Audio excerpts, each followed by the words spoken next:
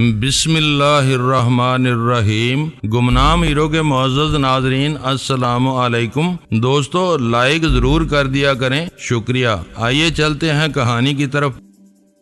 میں واپس اوپر لوٹ آیا اور سوٹ کیس میں سے اسکاچ کی سربند بوتل نکال کر دل بہلانے میں مصروف ہو گیا، کیونکہ اس وقت میرے پاس کرنے کے لیے کچھ اور نہیں تھا۔ 7:30 بجے کے قریب سلطان شاہ واپس آیا تو مجھ پر ہلکا سا خمار طاری ہو چلا تھا۔ اس کے بشرے سے بھی کوئی امید افزا علامات ظاہر نہیں ہو رہی تھیں۔ کیا کر آئے؟ کچھ تھکے ہوئے نظر آ رہے ہو، میں نے اسے سوال کیا۔ میں نے آج پہلی بار تمہاری آواز پر شراب نوشی کا اثر محسوس کیا ہے، اس نے لیٹر والی آدھی بوتل کا جائزہ لیتے ہوئے ملامت آمیز لہجے میں کہا۔ کوئی اتنی بڑی مصیبت تو نہیں نازل ہوئی تھی تم پر۔ تصویر تمہارا سوتیلا بھائی ضرور تھا، لیکن اس رشتے پر تمہیں کبھی بھی فخر نہیں رہا۔ ہمیشہ وہ تمہارے اور تم اس کے پیچھے لگے رہے۔ پھر اب اس کی موت پر اس قدر غمگین کیوں ہو؟ بات اس کے قتل تک محدود رہتی تو اتنا دکھ نہ ہوتا۔ لائٹز کاٹیج والوں نے بڑی ماں کو بھی غائب کر دیا ہے۔ ان سے کچھ بعید نہیں کہ انہوں نے اس بوڑھی عورت کو اپنے لیے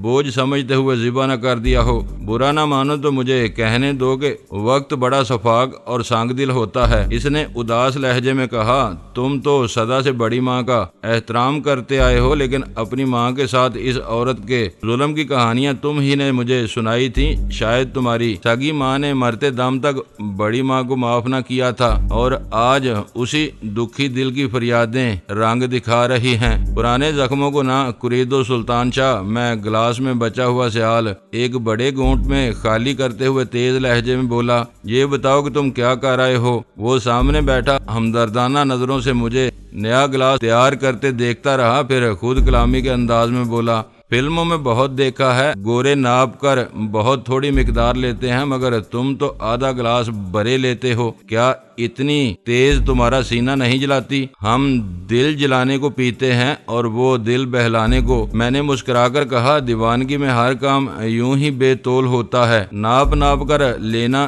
انہی فرزانوں کا کام ہے۔ تم بتاتے کیوں نہیں کہ کیا کر رہے ہو؟ تصویر کی لاش کا کوئی دعوے دار ابھی تک سامنے نہیں آیا ہے، اس نے جھجکتے ہوئے کہنا شروع کیا۔ اس کی مفروضہ حیثیت کے پیش نظر فوراً ہی پوسٹ مارٹم کرا لیا گیا تھا، لیکن لاوارث لاش ابھی تک مردہ گھر میں پڑی ہے۔ آثار کچھ یہی ہیں کہ کوئی سامنے نہیں آئے گا اور وہ سرکاری خرچ پر دفنا دیا جائے گا۔ یہ کس بنیاد پر کہہ رہے ہو؟ ابھی تو اس کے قتل کو پورا دن بھی نہیں گزرا۔ مرنے والے کے پاس سے ایسی کوئی چیز برآمد نہیں ہوئی جس سے اس کی شناخت ہو سکے۔ ہوٹل کا عملہ بھی بس اس کا مخفف نام ہی بتا سکا، کیونکہ وہ اکثر وہاں آتا رہتا تھا۔ سب سے بڑی بات یہ کہ پارکنگ لاٹ سے اس کی گاڑی غائب تھی، اور وہاں اس کے ڈرائیور کی لاش پڑی ہوئی تھی، وہ بھی اسی زہر کا شکار ہوا ہے۔ کار کا نمبر ہوٹل میں کسی کو بھی یاد نہیں۔ ان حالات میں تم اس کے سوا اور کیا کہہ سکو گے کہ قاتل نے شناخت مٹانے کی پوری کوشش کی ہے۔ ٹی اے ملک کے نام سے ورم آلود نیلے چہرے کی بگڑی ہوئی تصویر دیکھ کر تو تم بھی اسے تصویر کی حیثیت سے شناخت نہ کر سکو گے۔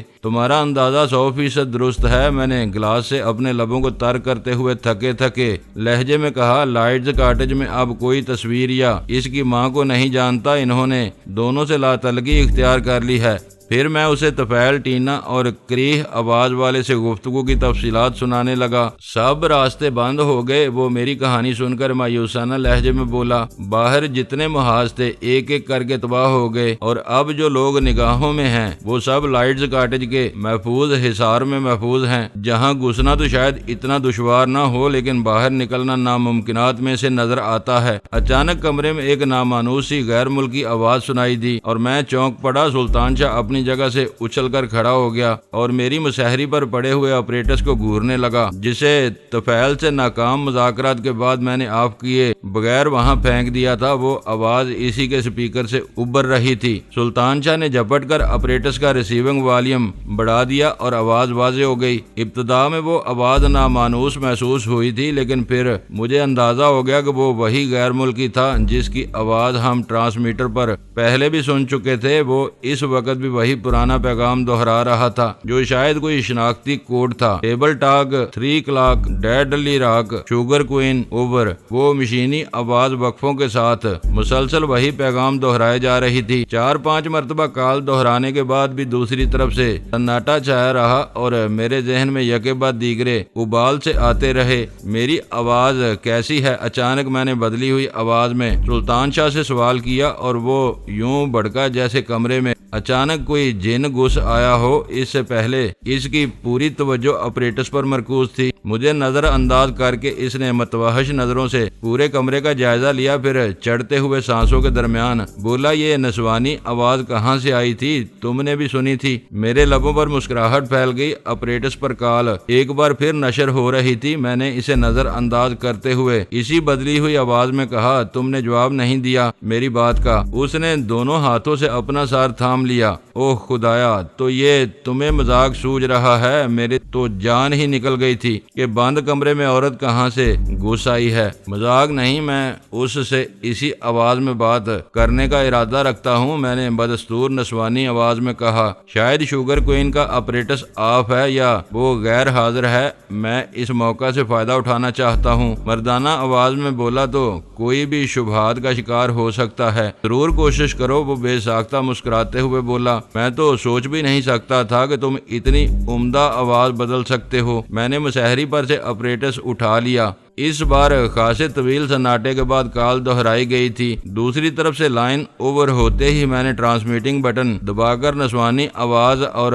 गैर मुल्की लबो लहजे में अंग्रेजी बोलना शुरू कर दी। शुगर क्वीन बाहर मसरूफ है, इसकी हिदायत है कि पैगाम मुझे नोट करवा दिया जाए। ओवर। सुल्तान शाह किसी अहमक की तरह मुंह फाड़े फटी फटी आंखों से मुझे देख रहा था। क्या तुम कोड वर्ड्स में बात नहीं कर सकती? ओवर। मर्दाना आवाज ने गुस्सीले लहजे में सवाल किया। ये सवाल मेरे बजाय तुम्हें मादाम से करना चाहिए कि मुझे कोड क्यों नहीं सिखाया गया। ओवर। मैंने बरहमी का इजहार करते हुए कहा। ओह नो बेबी, नाराज होने की जरूरत नहीं। मेरा तुर्श लहजा सुनकर मर्द का गुस्सा काफूर हो गया। पैगाम बहुत अहम है, मैं खुले अल्फाज में नहीं दोहरा सकता। शुगर क्वीन जब भी लौटे इससे मेरी बात करा देना। ओवर। जरूर करा दूंगी, लेकिन तुम्हारी कोई शनाख्त भी होगी। ओवर। मैंने चुभते हुए लहजे में कहा। मेरा कोड ओल्ड डार्लिंग है। ओवर। जल्दी से कहा गया। और अगर मादाम रात भर वापस न आई। ओवर। मैंने सुल्तान शाह को आंख से इशारा करके सवाल किया। ओह ये बहुत जरूरी है, बहुत अहम है। इसकी मुस्तरबाना आवाज उभरी। क्या तुम्हें इल्म है कि वो इस वक्त कहाँ मिल सकेगी? ओवर। मालूम है लेकिन बता नहीं सकती। ओवर। सुल्तान शाह सपाट चेहरे के साथ अहमकाना अंदाज में मुंह फाड़े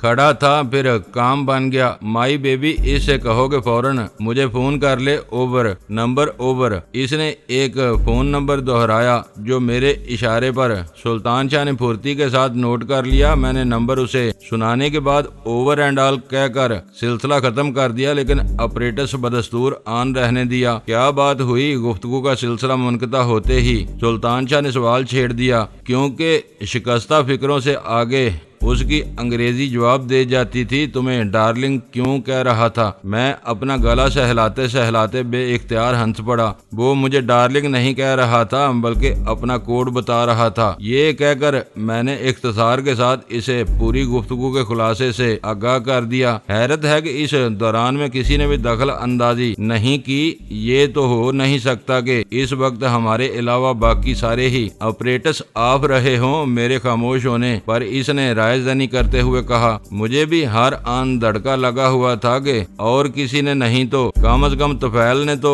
जरूर सारी गुफ्तगू सुनी होगी, लेकिन दखल अंदाज होने की हिम्मत न कर सका। शायद इसके लिए शुगर क्वीन और ओल्ड डार्लिंग का मनसब खासा बुलंद है। अब इससे पहले कि हमारी इस दखल अंदाजी का भांडा फूटे, हमें फोन नंबर से ओल्ड डार्लिंग के ठिकाने का पता लगाना है, वरना वो भी हाथ से निकल जाएगा। तुम जाओ, मैं यहीं बैठा हूँ, इसने कहा। तुम्हें जाना होगा, मैंने संजीदगी के साथ कहा। इस दौरान में फिर गुफ्तगू शुरू हो गई तो तुम कुछ न समझ सकोगे। वो हंसता हुआ कमरे से चला गया। इसकी तालीम बस इसी हद तक थी कि अंग्रेजी अच्छी तरह पढ़ लेता था, साफ लहजे में बोले गए आम फहम अल्फाज का मतलब समझ लेता था, लेकिन फिक्रों और खुसूसन रवानी में बोले गए फिक्रों से मफहूम अखज करना इसके बस से बाहर था। अंग्रेजी फिल्म में भी महज अपने वसी तजर्बे की बुनियाद पर ایکشن اور اداکاروں کے تاثرات کی بنا پر سمجھ لیتا تھا۔ تھوڑی دیر بعد وہ واپس آیا تو خاصا مسرور تھا۔ رکے پر لکھا ہوا پتہ گلبرگ کے علاقے کی نشاندہی کر رہا تھا۔ اب ایک مسئلہ پریشان کن ہوگا، میں نے کہا۔ اس پتے پر پہنچنے تک میں اپریٹس آن رکھنا چاہتا ہوں تاکہ اس پر ہونے والی ہر گفتگو سے باخبر رہ سکوں۔ اگر یہ گفتگو ٹیکسی ہی میں شروع ہو گئی تو ڈرائیور ہمارے طرف سے بھڑک جائے گا۔ مجھے اس دشواری کا اندازہ تھا۔ وہ ایک کار کی چابی جیب سے نکال کر چٹکی میں دباتے ہوئے بولا، نیچے کاریں کرائے پر دینے والوں کا ایک کل وقتی کاؤنٹر موجود ہے۔ میں نے 2 دن کے لیے گاڑی کرائے پر لے لی ہے جو باہر موجود ہے۔ میں اپنے گلاس میں رہا سہا سیال میدے میں انڈیل کر اس کے ساتھ روانہ ہو گیا۔ کمرے سے نکلنے سے پہلے میں نے اپریٹس کا والیوم بہت کم کر دیا تھا اور اسے جیب میں ڈال لیا تھا۔ ایک سفید کار بھی تھی مگر میں نے سرمئی کو ترجیح دی تھی۔ سلطان شاہ نے میرے لیے دروازہ کھولتے ہوئے کہا، اندھیرے میں دور سے نظر بھی نہ آ سکے گی بشرطے کہ ہیڈ لیمپس روشن نہ ہوں، میں نے ہنستے ہوئے کہا، اور ہم دونوں نے اپنی نشستیں سنبھال لی۔ تمہارے سانسوں سے شراب کی تیز بو آ رہی ہے۔ سلطان شاہ نے انجن سٹارٹ کر کے کار سڑک کی راہ پر ڈالتے ہوئے کہا، راستے میں کسی نے روک لیا تو دشواری میں پڑ سکتے ہو، کہیں سے ایک خوشبو والا پان لے لینا۔ کیا اب اس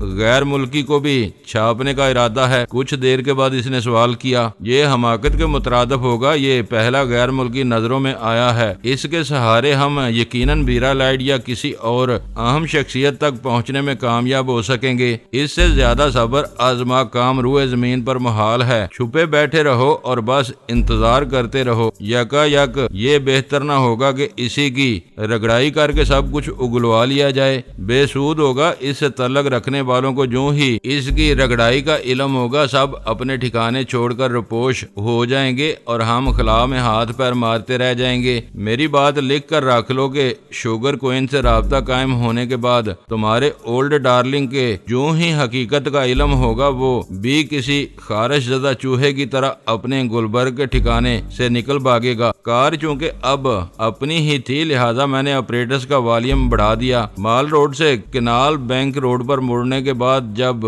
ہم گلبرگ روڈ کے مقام اتصال پر پہنچے تو اچانک ہی اپریٹس پر وہی مردانہ آواز سنائی دینے لگی۔ اس بار بھی وہ شوگر کوئن سے رابطہ قائم کرنے کے لیے بے چین تھا۔ میرے ایما پر سلطان شاہ نے کار بائیں طرف گلبرگ روڈ پر گھما کر رفتار تیز کر دی۔ پھر ہم خیابان اقبال پر مڑ گئے۔ یہاں آگے چل کر گلبرگ مین مارکیٹ کے بارونق علاقے میں کسی سے صحیح رہنمائی حاصل کی جا سکتی تھی۔ اس نے یکے بعد دیگرے 3 بار شوگر کوئن کے لیے پیغام نشر کیا لیکن دوسری جانب سناٹا چھایا رہا۔ آخر اس کے ہاتھ سے صبر کا دامن جاتا رہا اور وہ کسی سے بھی بات کرنے پر تل گیا۔ It is old darling on the line. جو بھی میری آواز سن رہا ہو جواب دے، یہ بہت اہم ہے، اوور۔ اس بار وہ کوڈ ورڈز کے بجائے انگریزی میں بولا تھا اور یہ نکتہ میرے لیے خیال انگیز تھا۔ اس کا مطلب تھا کہ تنظیم میں شوگر کوئن اور اولڈ ڈارلنگ کے علاوہ دوسرے لوگ کو کوڈ ورڈز کے نظام سے نابلد تھے۔ ایسو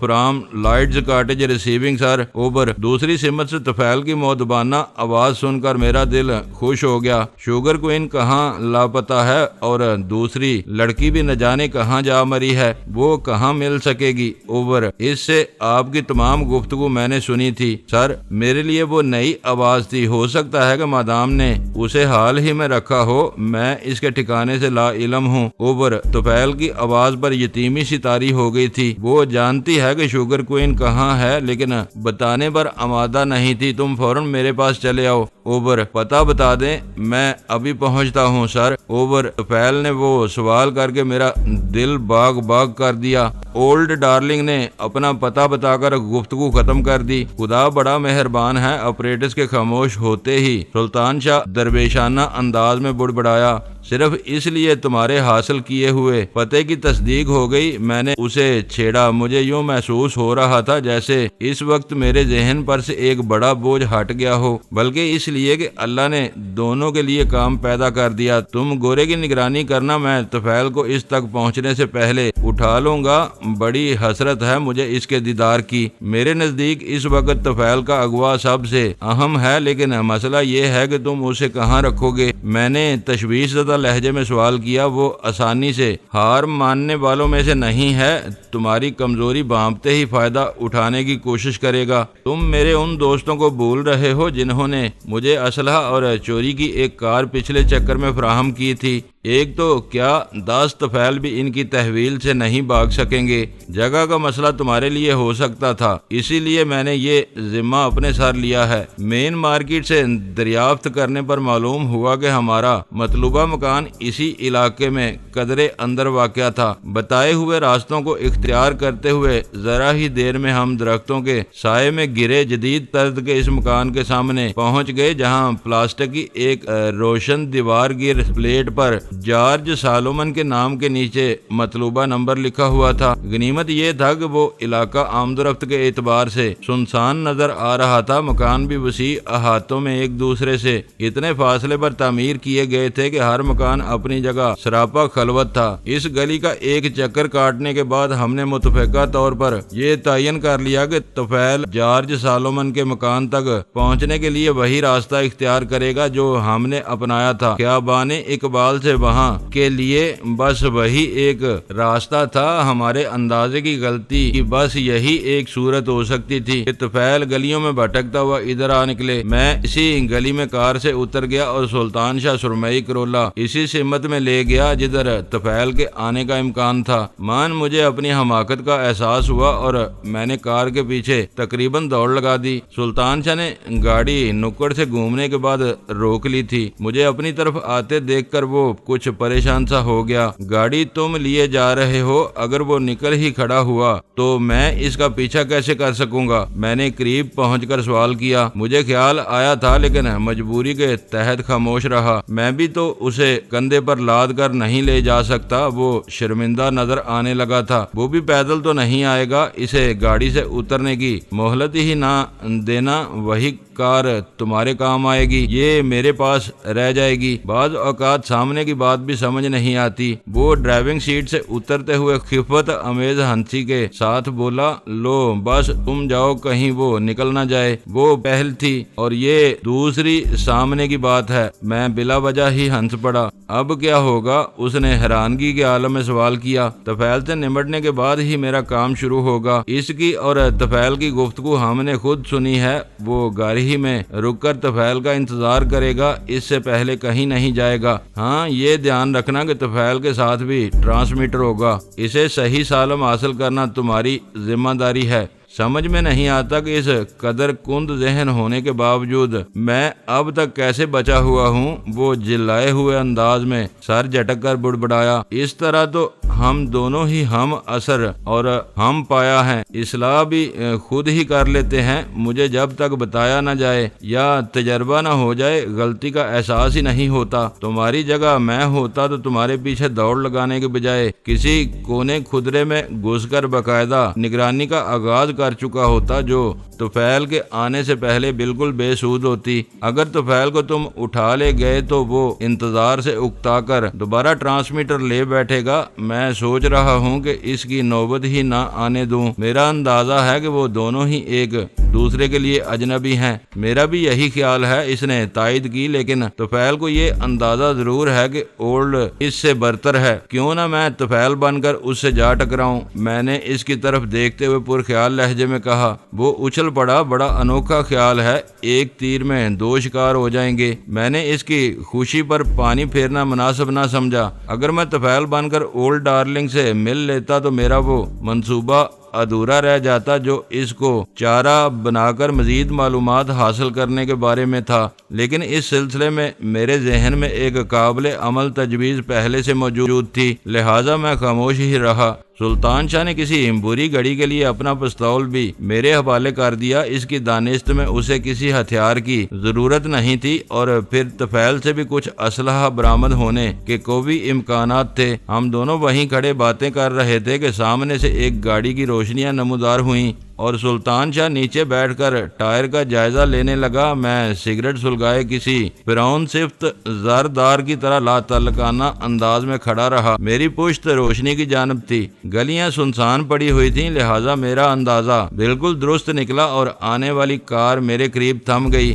اس کے ہیڈ لیمپس کی روشنی آگے گزر چکی تھی اور میں ایک مرتبہ پھر تاریکی میں تھا۔ سلطان شاہ بھی چونک کر یوں سیدھا ہوا جیسے اب تک اس کار کے وجود سے لا علم رہا ہو۔ آنے والی کار میں صرف ایک شخص ڈرائیونگ سیٹ پر براجمان تھا۔ اس نے بڑے نرم لہجے میں جارج سالومن کے مکان کا پتہ دہرا کر اس کا محل وقوع دریافت کیا اور میرے جواب دینے سے پہلے ہی سلطان شاہ نے پھرتی سے عقبی نشست پر سوار ہو کر پیچھے سے اس کا گلا دبوچ لیا۔ گاڑی کا انجن سٹارٹ تھا اور گیئر بھی بڑا ہوا تھا۔ اس ناگہانی گرفت سے بچنے کی جدوجہد میں سلطان شاہ کے شکار کا پاؤں ایکسیلیٹر پر سے ہٹا ہوگا کہ گاڑی تیزی سے آگے اچھلی، انجن بند ہوا اور کار رک گئی۔ میں اپنی جیب سے پستول نکال کر آگے لپکا اور سلطان شاہ کی خوفناک گرفت میں گراہٹوں کے ساتھ مچلتے ہوئے شخص کی داہنی کن پٹی پر پستول کے آہنی دستے سے ضرب لگائی۔ فوراً ہی اس کے اعصاب ڈھیلے پڑ گئے۔ ہم دونوں نے حیرت ناک صورت کے ساتھ اسے برابر والی نشست پر پائیدان میں لڑکا دیا۔ اس کے جسم کا اوپری حصہ منہ کے بل نشست پر ہی پڑا رہا۔ سلطان شاہ نے ڈرائیونگ سیٹ سنبھال لی اور انجن سٹارٹ کر کے آنن فانن میں وہاں سے رفو چکر ہو گیا اور میں آسودہ انداز میں سرمئی کرولا کی طرف ہو لیا۔ میں نے کار جارج سالومن کے مکان کے فاٹک کی طرف گھمائی تو ہیڈ لیمپس کی تیز روشنی کے باعث فاٹک کے پیچھے کچھ تحریک نظر آئی اور پہلے ہی ہارن پر ذیلی کھڑکی کے بجائے مین فاٹک تھوڑا سا کھول دیا گیا۔ اس میں سے گزر کر تندرست چوکیدار میری طرف آیا تھا۔ طفیل، میں نے کار کی کھڑکی میں سے سر نکال کر کہا اور اس نے واپس لوٹ کر پھرتی کے ساتھ فاٹک کھول دیا۔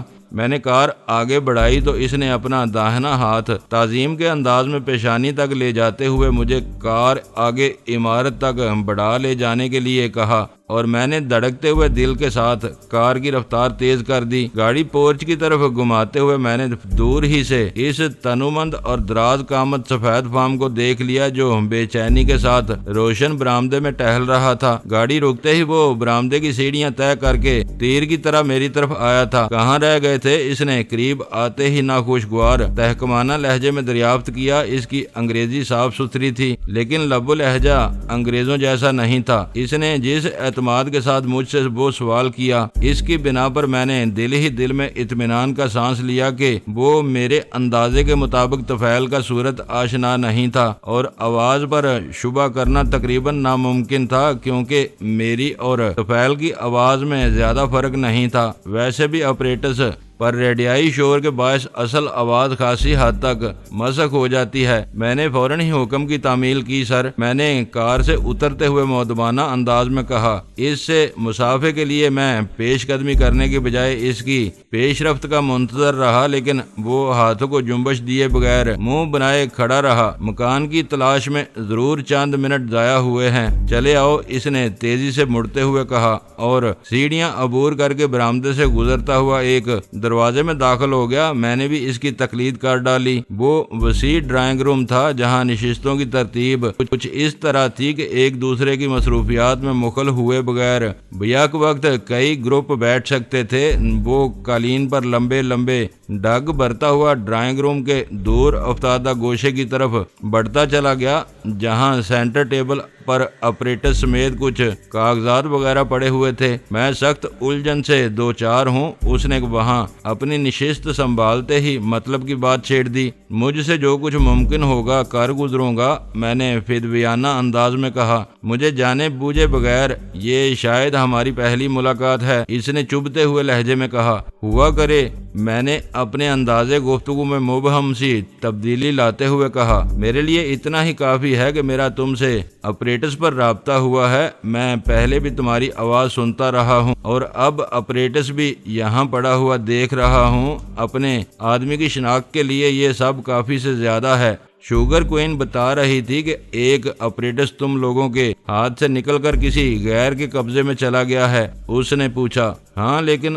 ہم اسے اور اس کی آواز کو اچھی طرح پہچانتے ہیں۔ شاید تم اسی لیے ہمیشہ کوڈ ورڈز استعمال کرتے رہے ہو؟ میں نے بے چینی محسوس کرتے ہوئے کہا۔ مجھے فکر لاحق ہونے لگی تھی کہ وہ اپنے کسی اہم پریشانی اور الجھن کو بھول کر فضول باتوں میں وقت کیوں برباد کر رہا تھا۔ یہاں کے لوگ میرے اندازے سے زیادہ چالاک اور پھرتیلے ثابت ہوئے ہیں۔ آج لاہور میں میرا ایک آدمی پکڑا گیا ہے، اس کی گاڑی میں 3 کلو کے قریب براؤن شوگر چھپی ہوئی ہے۔ پھر وہ ریسٹ واچ پر نگاہ ڈالتے ہوئے بولا، اب سے 40 منٹ پہلے تک وہ لوگ گاڑی سے مال برآمد نہیں کر سکے تھے، لیکن انہیں اپنی اطلاع پر اس قدر اندھا یقین ہے کہ وہ اسے چھوڑنے کی بجائے پرتشدد باز پرس پر اتر آئے ہیں۔ اگر وہ اسی قدر پر یقین ہیں تو مال ضرور برآمد کر لیں گے۔ میں نے تشویش زدہ لہجے میں کہا، براؤن شوگر کہاں چھپائی گئی ہے؟ وہ تحقیر امیز انداز میں ہنسا، انہیں دانتوں پسینے آ جائیں گے۔ وہ یورپ سے بذریعہ کار یہاں آیا تھا اور اس کی پیٹرول کی ٹینکی میں ایک ایسی محفوظ تہہ ہے جہاں اس نے مال چھپایا ہوا ہے۔ انہیں اسی لیے ناکامی ہو رہی ہے کہ یہ کام ڈیوڈ نے کسی کو اعتماد میں لیے بغیر اپنے ہاتھوں سے انجام دیا تھا، لیکن میں نے سنا ہے کہ یہاں 3rd ڈگری کے استعمال پر کوئی پابندی نہیں ہے۔ اگر اسے بدترین تشدد کا نشانہ بنایا گیا تو وہ کب تک زبان بند رکھ سکے گا؟ اور اس کی رہائی تمہارے لیے بہت اہم ہے۔ دراصل وہ میرے ملک کا ایک اہم افسر ہے۔ مال برآمد نہ ہونے کی وجہ سے ابھی تک کسٹم انٹیلیجنس والوں نے اس کی گرفتاری کی خبر روکی ہوئی ہے۔ اگر اس خبر کی تشہیر ہو گئی تو وہ اور اس کا گھرانہ برباد ہو جائے گا۔ میرا خیال ہے کہ میں یہ کام سر انجام دے سکوں گا، میں نے پرخیال لہجے میں کہا، لیکن اس کے لیے شوگر کوئین کی اجازت ضروری ہے۔ پھر وہی بات آ گئی۔ وہ جلائے ہوئے لہجے میں بولا، میں کہہ رہا ہوں کہ اس وقت ایک ایک لمحہ قیمتی ہے۔ تم معاملے کی نزاکت کو نہیں سمجھ رہے ہو۔ ڈیوڈ کسی زمانے میں یہاں اپنے ملک کے سفارت خانے میں بھی اہم عہدے پر فائز رہا ہے، لیکن اس وقت نام تبدیل کر کے عام شہری کی حیثیت سے یہاں آیا ہے۔ اس کا جرم ثابت ہوتے ہی مقامی حکام سفارت خانے سے رابطہ قائم کریں گے اور ڈیوڈ کی اصل شخصیت بے نقاب ہو جائے گی۔ اس کے لیے یہ بدترین اور رسوا کن اسکینڈل ہوگا۔ شوگر کوئین اگر لاپتہ ہے تو وہ لڑکی کہاں ہے جس نے تم سے گفتگو کی تھی؟ میں نے تشویش کا ڈونگ رچاتے ہوئے کہا۔ وہ بھی کہیں جا مری ہے، سمجھ میں نہیں آتا کہ ایسی بد نظمی میں یہاں کا نظام کیسے چل رہا ہے۔ وہ غصیلے لہجے میں بولا، ہو سکتا ہے کہ وہ اپریٹس آن رکھنا بھول گئی ہو یا سو ہی گئی ہو۔ میں نے نرم لہجے میں کہا، تم کیا کہنا چاہ رہے ہو؟ اگر تم شوگر کوئین کے ٹھکانے سے واقف ہو تو وہاں جا سکتے ہو، شوگر کوئین نہیں تو دوسری لڑکی ضرور مل جائے گی۔ شاید تمہیں ہماری مجبوریوں کا علم نہیں، اصولاً دیکھا جائے تو میں نے تم سے رجوع کر کے بھی غلطی کا ارتکاب کیا ہے۔ تنظیم کا کوئی بڑا چاہے تو اس پر میری گرفت ہو سکتی ہے، میں نے محتاط انداز میں کہا۔ بڑے وہ غصیلے انداز میں میز پر مکہ مار کر گرایا، تنظیم میں میں بھی اتنا بے حیثیت نہیں ہوں۔ بولتے بولتے اچانک ہی اس نے سنبھالا لیا اور پرسکون ہوتے ہوئے بولا، اگر وہ لڑکی مل بھی گئی تو مجھے اس سے شوگر کوئین کا موجودہ ٹھکانہ معلوم کر کے اس سے رجوع کرنا ہوگا، پھر وہ تم سے یا تمہارے کسی بڑے سے رابطہ قائم کرے گی۔ یہ بڑا لمبا چکر ہے اور میں اس شہر سے اتنا زیادہ واقف نہیں ہوں۔ وقت بچانے کے لیے تمہیں میرے ساتھ چلنا ہوگا۔ شاید اس وقت تمہیں اندازہ نہیں رہا کہ تم کیا کہہ رہے ہو، میں نے اپنی خوشی کو چھپاتے ہوئے سپاٹ لہجے میں کہا۔ جو کچھ کر رہا ہوں اس کی جواب دہی میری ذمہ داری ہے۔ اس نے ایک جھٹکے کے ساتھ اپنی جگہ چھوڑ دی۔ میں بھی منہ لٹکائے مجبوری کے انداز میں اٹھ گیا۔ ذرا 1 منٹ ٹھہرو، میں ابھی آتا ہوں، وہ یہ کہتے ہوئے تیزی کے ساتھ ڈرائنگ روم سے کسی اندرونی کمرے کی طرف چلا گیا۔ اولڈ ڈارلنگ کے کوڈ سے پہچانے جانے والے اس شخص کا نام نہ جانے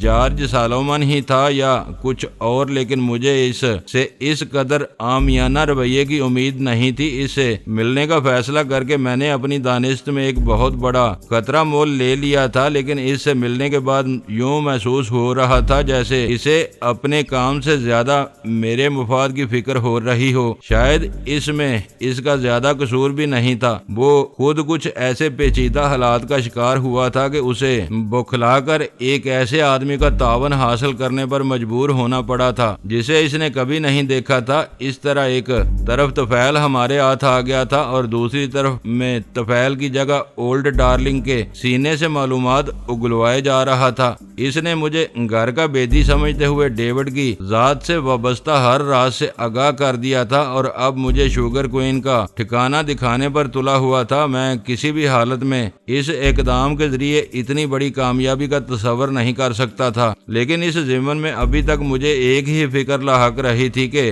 کہیں اپریٹس پر شوگر کوئن کی آواز نہ ابھرنے لگے۔ ایسا ہوتا تو میرا سارا کھیل بگڑ سکتا تھا، لیکن وہ بہت ہی شریف آدمی معلوم ہوتا تھا۔ اس نے وہاں مجھے اکیلا چھوڑ کر اس مسئلے سے نمٹنے کا موقع بھی فراہم کر دیا تھا۔ میں نے میز پر سے اپریٹس اٹھا کر آواز کم و بیش کرنے والی ناب گھما کر اپریٹس کو آف کر دیا، پھر اسے مزید مروڑا تو اندر سے ہلکی سی آواز آئی جیسے کوئی پردہ ٹوٹا ہو۔ میں نے فوراً ہی اپریٹس اس کی جگہ واپس رکھ دیا۔ اب اس کی ناب نکارہ ہو چکی تھی، جس کی مرمت کیے بغیر ٹرانسمیٹر کو آن کرنا ناممکن تھا۔ چند ثانیوں کے بعد وہ واپس آ گیا۔ اس نے کچھ دیکھے بالے بغیر بے پرواہی کے ساتھ اپریٹس کو جیب میں ڈالا اور ہم دونوں باہر نکل آئے۔ اس مہم کے لیے اس نے میرے ساتھ چلنے کو ترجیح دی تھی۔ اگر برا نہ مانو تو ڈرائیونگ تم ہی کر لو، میں نے چابی اس کی طرف بڑھاتے ہوئے تردد آمیز لہجے میں کہا۔ میرے شانے کی ہڈی میں کچھ تکلیف ہے جو اسٹیئرنگ کاٹتے میں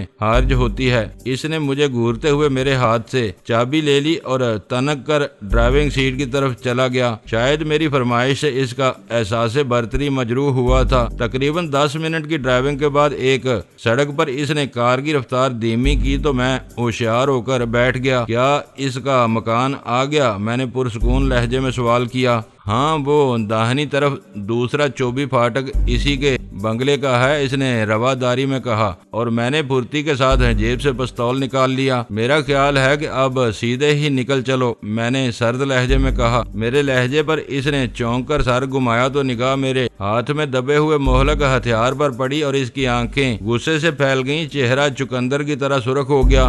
تمہاری یہ مجال، اس نے غصے کی شدت سے ہکلاتے ہوئے کہا۔ مجبوری ہے، میں نے بے پرواہی کے ساتھ کہا۔ مجھے شبہ ہے کہ تم اصلی اولڈ ڈارلنگ نہیں ہو۔ لائٹز کاٹیج میں تم نے اپنی شناخت ثابت کر دی تو میں تمہارے پاؤں تھام کر معافی مانگ لوں گا۔ میں شوگر کوئن، اس نے کہنا چاہا لیکن میں نے اس کی بات کاٹ دی۔ نو سر، شوگر کوئن بہت بڑی ہستی ہے، ہو سکتا ہے کہ تم بھی اس کے ہم رتبہ ہو، لیکن میں صرف اسی کو بڑا مانتا ہوں جس کو میں جواب دہ ہوں۔ تمہیں اس کے سامنے پیش کرنے کے بعد میری ذمہ داری ختم ہو جائے گی۔ آخری فیصلہ اب وہی صادر کرے گا۔ یو ڈرٹی بلیک، اس نے تحقیر امیز انداز میں دانت پیستے ہوئے کہا اور کار کی دم توڑتی ہوئی رفتار میں اضافہ کر دیا۔ دیکھنا کہ تم اپنے اس رویے پر پچھتاؤ گے۔ اب اس کا امکان کم ہی ہے کیونکہ میرے اوپر والا بھی بقول تمہارے گندا کالیا ہے۔ وہ دانت پر دانت جمائے ڈرائیونگ کرتا رہا اور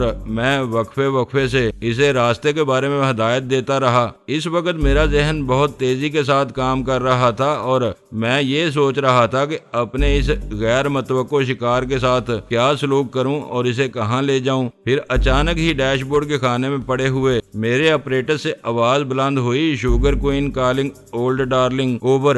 وہ آواز سنتے ہی میرا دل اچھل کر حلق میں آ گیا۔ اپنے اپریٹس کو میں فراموش ہی کر بیٹھا تھا۔ اگر میرے پستول نکالنے سے پہلے وہ پیغام آ جاتا تو میں بدترین الجھن سے دوچار ہو جاتا۔ اولڈ ڈارلنگ کو اس سے بات کرنے کی اجازت دیتا تو وہ کوڈ ورڈز میں تبادلہ خیال کر کے فوری طور پر میرے بارے میں نہ صحیح تو کسی تیسری لڑکی کے بارے میں شبہات کا شکار ہو جاتا۔ دوسری طرف شوگر کوئن کو علم ہو جاتا کہ اس کی لا علمی میں کسی اور نے ٹرانسمیٹر کے ذریعے اولڈ ڈارلنگ کو فریب دینے کی کوشش کی ہے اور اس بارے میں لا محالہ میری ہی ذات شبہات کا نشانہ بنتی، کیونکہ تنظیم سے باہر صرف ایک اپریٹس میرے قبضے میں تھا، اور اگر اس مرحلے پر میں اولڈ ڈارلنگ کو گفتگو سے روکنے کی کوشش کرتا تو وہ میری طرف سے بڑک کر مجھے قابو کرنے کی فکر میں لگ جاتا۔ اپریٹس پر وہ آواز سنتے ہی اس کا ہاتھ اپنی جیب کی طرف گیا تھا، لیکن میں نے سختی کے ساتھ اسے روک دیا۔ نہیں، اس سفید کتیا کو بھونکنے دو اور صرف وہی کرتے رہو جو میں کہہ رہا ہوں، میں نے پستول کی نال اس کی پسلیوں سے لگاتے ہوئے کہا، اور وہ مجھے قہر بار نظروں سے گور کر رہ گیا۔ اس کے لیے 3 بار پیغام نشر ہوا، پھر خاموشی چھا گئی۔ پھر جو ہی کار ایک ویران سڑک پر نکلی، میں نے اسے کار روکنے کا حکم دیا۔ اس نے زبان سے کچھ کہے بغیر تحقیر آمیز نگاہوں سے میری طرف دیکھا اور گیئر نیوٹرل کر کے آہستگی کے ساتھ بریک پیڈل پر پاؤں رکھ دیا۔ کار تھمنے سے لہجہ بھر قبل جب اس کی پوری توجہ سڑک پر مرکوز تھی، میں نے پوری قوت سے اس کی کن پٹی پر پستول کا دستہ رسید کیا اور وہ غضبناک گراہٹ کے ساتھ اسٹیئرنگ پر جھکتا چلا گیا۔ اسے ڈرائیونگ سیٹ سے ہٹا کر میں نے وہ نشست سنبھال لی اور کار آگے بڑھا دی۔ میں نے اسے پوری طرح زیر کر لیا تھا اور اب وہ میرے رحم و کرم پر تھا۔ میرے پاس کوئی ایسا ٹھکانہ نہیں تھا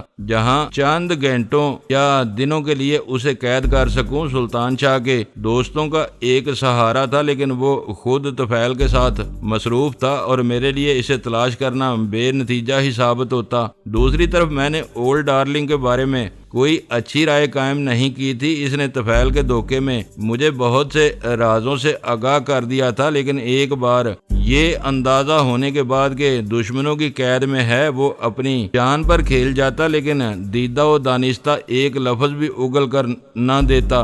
مزید یہ کہ وہ تنظیم کی مقامی کڑیوں سے بالکل ہی لا تعلق نظر آ رہا تھا، ورنہ کم از کم طفیل جیسے اہم مہرے سے ضرور روشناس ہوتا۔ ان پہلوؤں پر خاصا غور کرنے کے بعد میں اسی نتیجے پر پہنچا کہ اسے بلا وجہ گلے میں لٹکائے پھرنا وقت کی بربادی کے سوا کچھ نہیں تھا۔ وہ تنظیم کے بین الاقوامی روابط کا کوئی اہم مہرہ تھا اور میں فوری طور پر مقامی مسائل میں الجھا ہوا تھا، لہذا بہتر یہی تھا کہ اس کا پتہ صاف کر دیا جاتا۔ میں نے کار کنال بینک روڈ کے راستے پر ڈال دی۔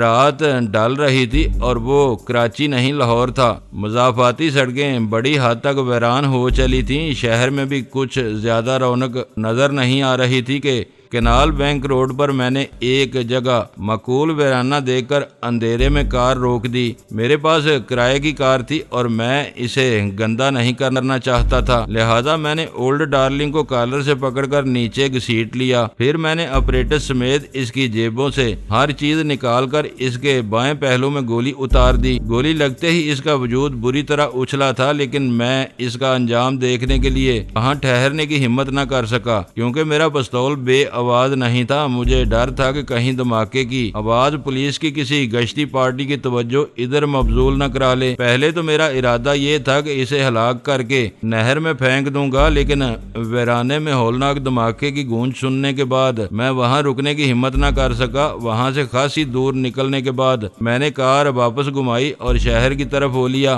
ہوٹل کے کمرے میں سلطان شاہ کو براجمان دیکھ کر مجھے شدید حیرت ہوئی تھی۔ تم یہاں کیا کر رہے ہو آرام؟ اس نے مسکراتے ہوئے پرسکون لہجے میں کہا۔ یہ بتاؤ کہ تمہارے گورے کا کیا رہا؟ وہ تو مر گیا، لیکن طفیل کہاں ہے؟ اس وقت ہمارے لیے سب سے زیادہ اہم وہی ہے، میں نے تیز لہجے میں پوچھا۔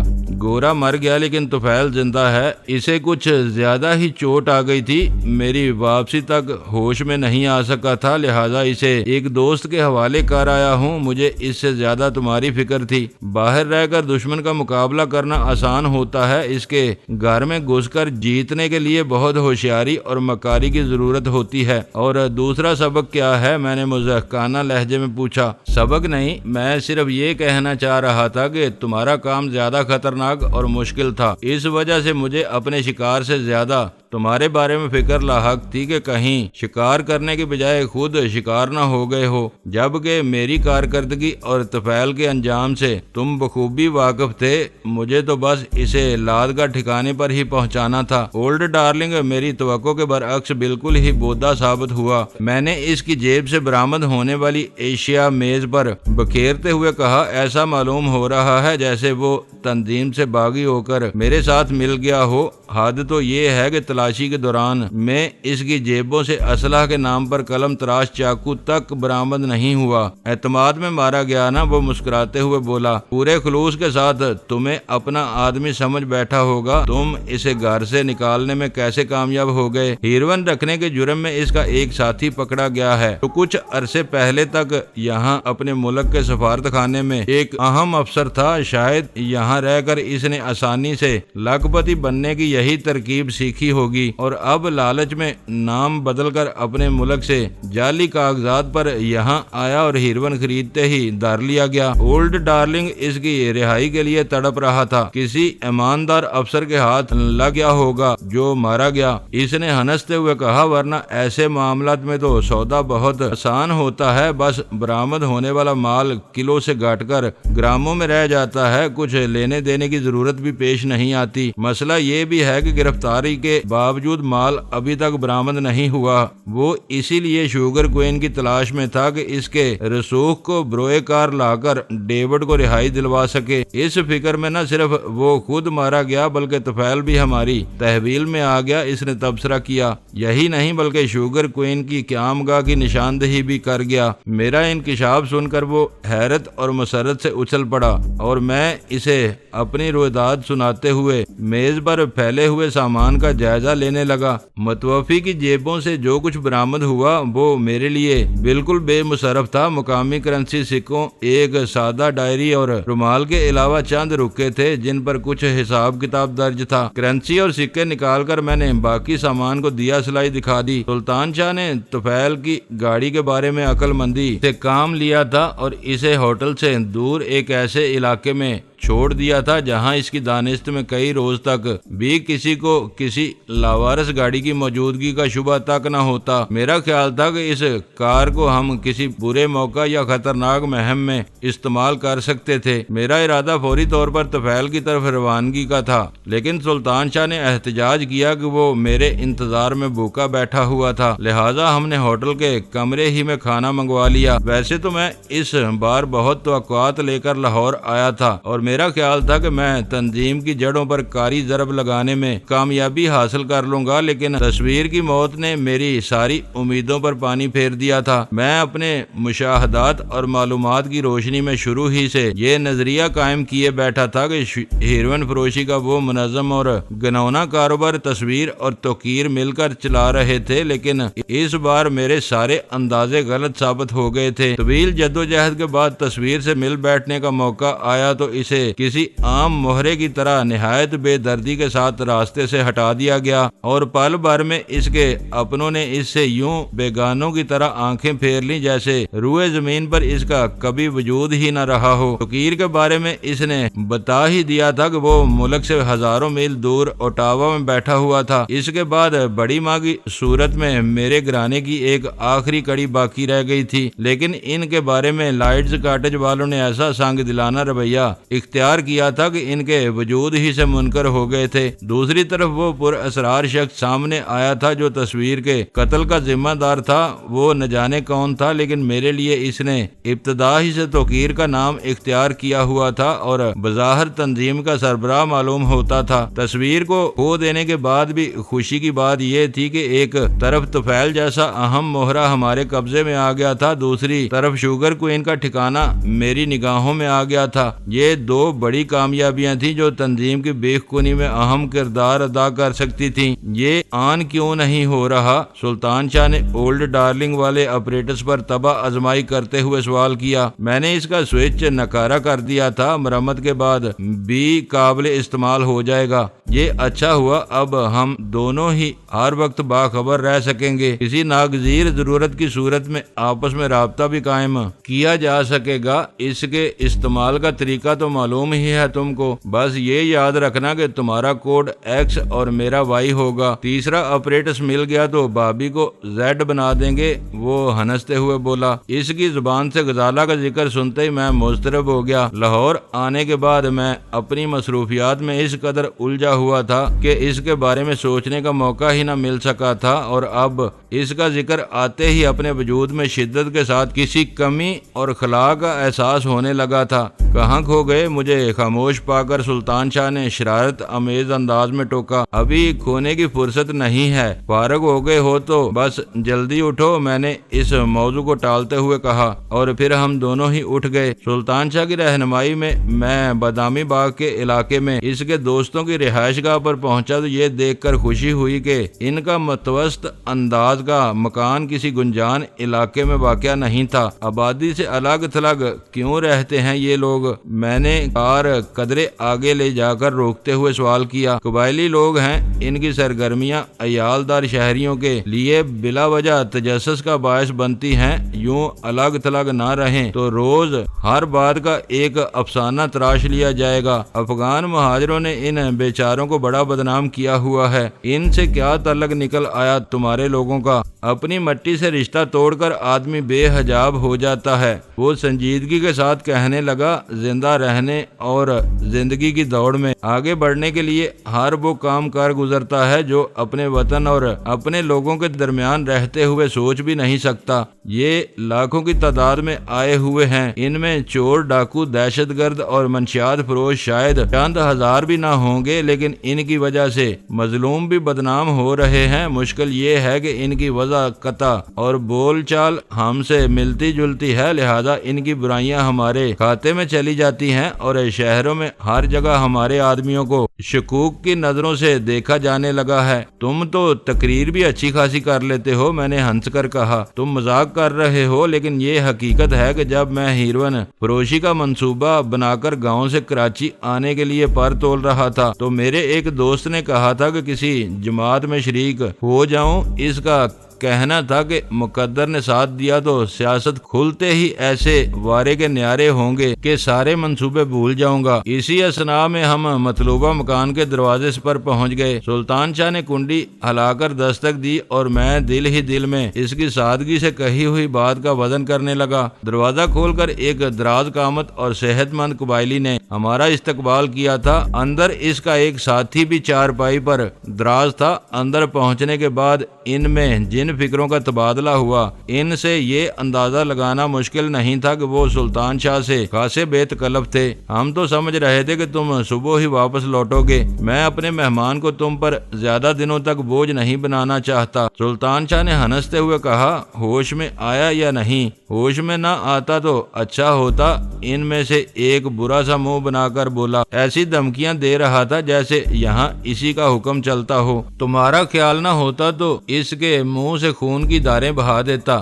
یہ حسرت تم اب پوری کر سکو گے، میں نے اسے دلاسا دیا۔ کھانا دیا تو لات مار کر تھالی الٹ دی تھی۔ وہ کہہ رہا تھا کہ اسی وقت سے ہاتھ پیر باندھ کر اسے ایک کوٹھڑی میں ڈالا ہوا ہے، وہاں اندھیرے میں چوہوں نے دماغ درست کر دیا ہوگا۔ سلطان شاہ نے ایسا جاندار کہکہا لگایا جیسے وہ کارروائی اسے بہت پسند آئی ہو۔ وہ کوٹھڑی تک ہماری رہنمائی کر کے الٹے قدموں واپس چلا گیا اور سلطان شاہ نے بڑھ کر کنڈی کھول دی۔ اندھیرے میں اندر سرسراہٹیں سنائی دے رہی تھیں، اسی کے ساتھ موہوم سی گٹی گٹی آوازیں بھی ابھر رہی تھیں۔ سلطان شاہ نے سوئچ آن کر کے کوٹھڑی میں روشنی کی تو طفیل مضحکہ خیز حالت میں فرش پر پڑا ہوا نظر آیا۔ گور اندھیرے میں روشنی ہوتے ہی اس نے آنکھیں بینچ کر بند کر لی تھیں اور اس کے بدن پر سے کئی چوہے اچھل کر سازو سامان کے پیچھے جا چھپے تھے۔ کوٹھڑی کی حالت سے ظاہر ہو رہا تھا کہ اسے فاضل یا ناکارہ سامان کے اسٹور کے طور پر استعمال کیا جاتا رہا تھا۔ چند ثانیوں بعد طفیل نے آنکھیں کھولی تو وہاں قہر کے کوندے لپک رہے تھے۔ اس کے دونوں ہاتھ پشت پر بندھے ہوئے تھے، ٹخنے بھی آپس میں ملا کر مضبوطی سے باندھ دیے گئے تھے۔ منہ میں کپڑا ٹھونس کر غالباً اوپر سے رومال باندھ دیا گیا تھا۔ فرش پر ایک طرف ٹوٹی ہوئی پلیٹ اور تھالی پڑی ہوئی تھی اور طفیل کے لیے لایا جانے والا کھانا چوہوں کے میدوں میں منتقل ہو چکا تھا۔ سلطان شاہ نے بڑھ کر اس کے منہ پر سے رومال کھول کر دانے میں ٹھونسا ہوا کپڑا نکال دیا اور طفیل فوراً ہی گالیاں ایجاد کرنے والے کمپیوٹر میں تبدیل ہو گیا۔ غصے کے عالم میں وہ اپنی حالت کو بھی فراموش کر چکا تھا۔ میں طنزیہ مسکراہٹ کے ساتھ اس کی ہرزہ سرائی سنتا رہا، لیکن سلطان شاہ ایک نازک سی گالی پر بھڑک گیا۔ اس کی بھرپور ٹھوکر طفیل کے چہرے پر پڑی اور اس کا داہنا رخسار پھٹ گیا۔ اس وقت تم جو سلوک چاہو کر سکتے ہو، لیکن تمہیں اس کی قیمت ادا کرنا ہوگی۔ وہ نفرت امیز لہجے میں گرایا، کسی کو بے دست و پا کر کے مار لینا مردانگی نہیں ہے۔ پہلی بات تو یہ ذہن سے نکال دو کہ یہاں کوئی تمہارے مدد کو آ سکے گا۔ میں نے سرد لہجے میں کہا، ہم تمہارے بدن سے ساری تمہاری کھال بھی اتار دیں گے تو کوئی تمہاری مدد نہیں کرے گا۔ ان اطراف میں میلوں دور تک ویرانہ ہی ویرانہ ہے۔ تم کون ہو اور مجھ سے کیا چاہتے ہو؟ اس نے مضبوط لہجے میں سوال کیا۔ بہت گھسا پٹا سوال ہے۔ 30 لاکھ کی آڑ میں تم نے مجھے جو بارودی بریف کیس بھیجا تھا، اس سے بچنے کے بعد مجھے حق حاصل ہے کہ تمہارا جو حشر چاہوں کر گزروں۔ اس نے فرش پر پڑے پڑے گردن جھٹک کر چند ثانیوں کے لیے غور سے میری طرف دیکھا، پھر اس کی آنکھوں میں حیرت پھیلتی چلی گئی۔ اوہ میرے خدا، تم تو شاید ڈینی ہو۔ بالکل ہوں۔ یہ بتاؤ کہ رقم کے بارے میں میرے ساتھ فریب کیوں کیا گیا تھا؟ لائٹز کاٹیج کے اطراف میں رونما ہونے والے واقعات کے سلسلے میں تم پر شبہ ضرور تھا، لیکن یقین نہیں آ سکا تھا۔ پہلے تمہیں زندہ پکڑنے کی کوشش کی گئی، پھر تمہارا قصہ پاک کرنے کا فیصلہ صادر کر دیا گیا۔ فیصلہ صادر کرنے والا کون تھا؟ میں نے ایک قدم آگے بڑھ کر سوال کیا۔ میں نہیں جانتا، اس نے براہ راست میری آنکھوں میں دیکھتے ہوئے کہا۔ اس کی نگاہوں میں ابھی تک حیرت رچی ہوئی تھی، جیسے اسے مجھ سے ہم کلام ہونے کے بارے میں یقین نہ آ رہا ہو۔ وہ کس نام سے پہچانا جاتا ہے؟ باس، اسے کسی نے نہیں دیکھا، میں نے بھی بس اس کی آواز ہی سنی ہے۔ وہ A2 بھی کہلاتا ہے؟ میں نے سوال کیا۔ مجھے نہیں معلوم، اس کا لہجہ اس کی سچائی کا مظہر تھا۔ تم مجھے کیسے پہچانتے ہو؟ میں نے چبھتے ہوئے لہجے میں سوال کیا۔ کچھ عرصہ پہلے تمہاری تصاویر فراہم کی گئی تھیں، تمہیں دیکھتے ہی پکڑ لینے کے احکام دیے گئے تھے جو آج بھی برقرار ہیں، میں نے اضافہ کیا، اور اس نے سر ہلا کر میری تائید کر دی۔ لائٹز کاٹیج میں کس کا حکم چلتا ہے؟ بظاہر میرا، لیکن اہم معاملات میں مجھے باس سے ہدایت ملتی ہیں۔ ویسے وہاں کام کرنے والا ہر شخص گمنام باس کے وجود سے واقف ہے اور اسے جمی لائٹ کا کوئی پرانا نمک خوار سمجھتا ہے۔ جمی لائٹ کہاں رہتا ہے؟ کچھ معلوم نہیں، سیلانی آدمی ہے۔ مجھے اس کے لیے کام کرتے ہوئے 10 سال ہونے والے ہیں، لیکن میں نے بس 2 بار اسے دیکھا ہے۔ وہ کسی ایک جگہ نہیں رہتا، دنیا بھر میں گھومتا رہتا ہے۔ لائٹز کاٹیج میں کیا کھیل ہو رہا ہے؟ مجھے نہیں معلوم، اس نے کہا، اور اس بار میں نے اس کا جھوٹ محسوس کر لیا۔ اسے کھول دو سلطان شاہ، میں نے سرد لہجے میں کہا۔ اس حالت میں اس کے ساتھ کوئی بے رحمانہ سلوک نہیں کر سکوں گا۔ سلطان شاہ نے قدرے حیرت سے میری طرف دیکھا اور مجھ سے کوئی اشارہ نہ پا کر بے دلی کے ساتھ طفیل کی بندشیں کھولنے لگا۔ اس نے آخری گرہ کھلتے ہی سلطان شاہ پر حملہ کیا تھا اور دونوں بازوؤں میں اس کی گردن دبوچ لی تھی، لیکن اس کی تمام تر پھرتی کے باوجود سلطان شاہ ہوشیار تھا۔ اس نے پوری قوت سے طفیل کے چہرے پر ٹکر رسید کی اور وہ کراہتا ہوا پیچھے گر گیا۔ میں جواب کا منتظر ہوں، میں نے سرد لہجے میں کہا۔ مجھے ہر سوال کا صحیح جواب درکار ہے، ورنہ تمہیں موت بھی امان نہ دے سکے گی۔ کافی مدت کے بعد تمہارے درجے کا ایک آدمی میرے ہاتھ لگا ہے۔ میں نہیں جانتا، مجھے بس اتنا معلوم ہے کہ وہ جمی لائٹ کا اپنا شوق ہے۔ عمارت کے ہر محافظ کے پاس اسلحہ کے باقاعدہ لائسنس موجود ہیں۔ پھر تم مجھے 30 لاکھ کس لیے دے رہے تھے؟ تمہیں ایک دیلا بھی نہ دیا جاتا؟ تم نے دیکھ ہی لیا کہ وہ ایک گہری چال تھی۔ مجھے حیرت تھی کہ اس نے اپنے اس آدمی کے حشر کے بارے میں ایک لفظ بھی نہ پوچھا جو اس کی ہدایت پر بارودی بریف کیس لے کر مجھ سے ملنے آیا تھا۔ اگر وہاں کوئی ہیر پھیر نہیں ہو رہا تھا تو یہ شوگر کوئن اور اولڈ ڈارلنگ کیا بلا ہیں؟ یہ سب میرے لیے غیر متعلقہ باتیں ہیں۔ میں اپنے کام سے کام رکھتا ہوں۔ ہمارے یہاں اپنی حدود سے تجاوز کرنے والے کو معاف نہیں کیا جاتا۔ پھر تم اس کی کال پر وہاں کیوں دوڑے گئے تھے؟ وہ میرا فرض تھا۔ ٹرانسمیٹر ہمارے آدمیوں کے استعمال میں ہیں، پھر میں اس کی آواز پہلے بھی سنتا رہا تھا۔ اسے کسی مدد کی ضرورت تھی تو میرا وہاں پہنچنا ضروری تھا۔ جانتے ہو اس کا مسئلہ کیا تھا؟ میں نے حقارت امیز انداز میں سوال کیا۔ ہیروین اس کا ایک مغربی سفارتکار دوست ہیروین سمیت پکڑا گیا ہے، اور شاید لائٹز کاٹیج کی بنیادیں بھی اسی ستون پر کھڑی ہیں۔ فرض، ہدایت اور ایمانداری سب ڈکوسلے ہیں۔ بات صرف اتنی سی ہے کہ تم سب موت کے سوداگر ہو اور تمہاری ٹولی نے یہاں اپنی حفاظت کے لیے ایک محفوظ بلکہ ناقابل شکست حصار قائم کیا ہوا ہے تاکہ گھر کی کوئی خبر باہر نہ جا سکے۔ جانتے ہو تو مجھ سے پوچھنا بے سود ہے، وہ ڈٹائی سے بے پرواہی کے ساتھ بولا۔ ہو سکتا ہے کہ تمہارے ذرائع ہی درست ہوں۔ بات سے رابطے کا کیا طریقہ ہے؟ قدرے توقف کے بعد میں نے سوال کیا۔ کوئی نہیں، جب ضرورت ہوتی ہے وہ خود ہی رابطہ قائم کر لیتا ہے۔ A2 کے بارے میں اپنے تجربے کے پیش نظر مجھے اس کی بات میں صداقت نظر آ رہی تھی۔ وہ بظاہر جتنا سخت جان تھا اندر سے بھی اسی قدر مضبوط تھا۔ وہ اچھی طرح سمجھ رہا تھا کہ ہماری مرضی کے بغیر اس کوٹھڑی سے زندہ نہیں نکل سکے گا، لیکن اس کے باوجود وہ خائف نہیں تھا۔ باس سے ہدایت ملنے کا ذریعہ کیا ہوتا ہے؟ جب چاہتا ہے فون کر لیتا ہے۔ اس نے بلا توقف جواب دیا، اور اب یہ بتاؤ کہ تصویر کی ماں کہاں ہے؟ میں نے چند ثانیوں تک اسے گھورتے رہنے کے بعد سرد لہجے میں وہ سوال بھی کر ہی ڈالا جسے میں اب تک روکے ہوئے تھا۔ مجھے اندازہ تھا کہ وہ آسانی کے ساتھ اس سوال کا جواب نہیں دے گا، اور اس کے منہ سے سچ اگلوانے کے لیے مجھے تشدد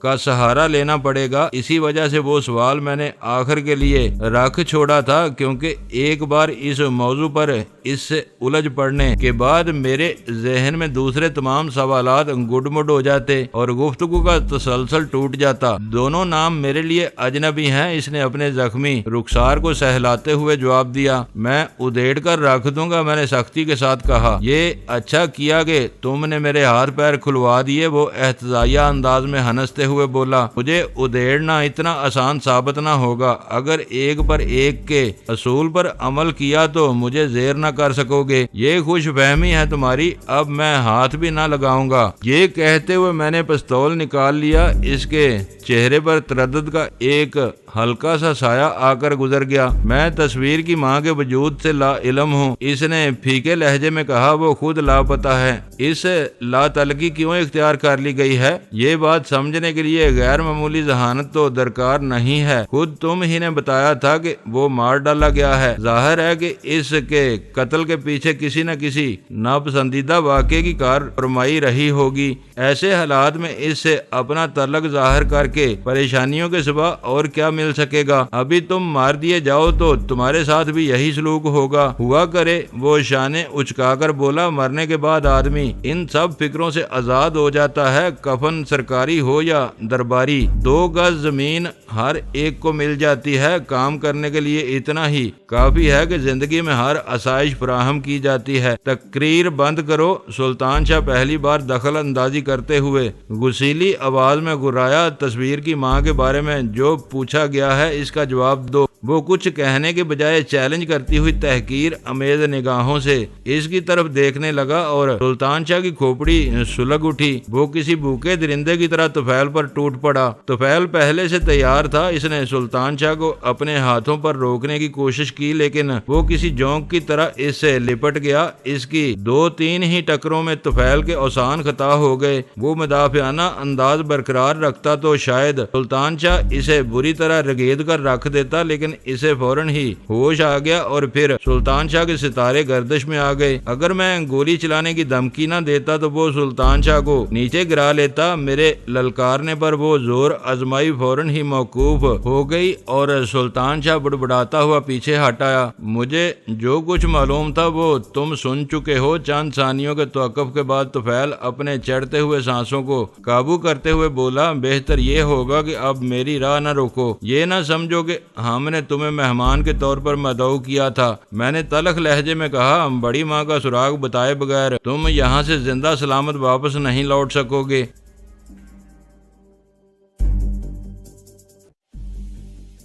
دوستو ویڈیو کو لائک ضرور کر دیا کریں۔ ISI پاک آرمی زندہ باد، پاکستان پائندہ باد۔ معزز ناظرین، اپنا خیال رکھیے گا اور اپنے اس چینل کا بھی شکریہ۔